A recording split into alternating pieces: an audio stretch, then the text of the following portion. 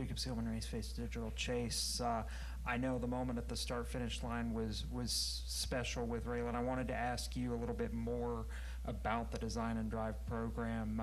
Almost 10 years now since you started it. What was the inspiration behind getting that program started with you and Napa, and then how special is it to finally bring one of those schemes to victory lane tonight? Yeah, the whole thing has been incredible. We had an event this week. It was the 9th year of Design to Drive, and yeah, just we felt like there's been a lot of influential people that have made that foundational effort what it has become today. I think it far outgrew our expectations of what we thought it would ever be. That's large in part to Napa for them, they literally pay for a race and say, here, you just take this and do whatever you want with it. How often do you see that? Never, right? So I think that's pretty special. And, we just thought it was time to get everyone together and just say thanks, the other night. And we did, and that included partners, that included relationships that have been built through the program. My mom deserves a lot of credit for my foundation in general.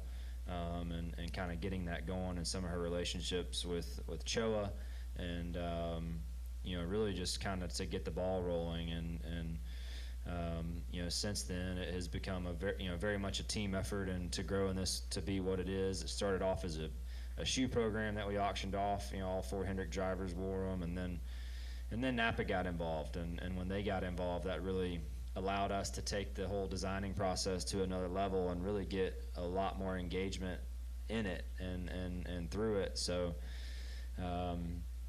just incredible. Raylan and her family were just amazing people, and I'm always inspired by those stories and the things that you hear her say, and the things that motivate her, I think, are things that should be contagious to all of us, and lessons that can be taken in anyone's life.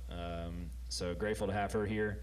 I told her this is not normal, so make sure you enjoy this, and as much as she could, because those types of moments and just all the stars aligning, that stuff doesn't happen every day, and I recognize that, and I try to cherish that stuff, because it's just hard to come by. What kind of impact do moments like that have on you as a person, getting to work with kids like those at Children's of Atlanta? I mean, are those the kind of moments that just let you step back and give you that perspective of how many other things are bigger than the sport?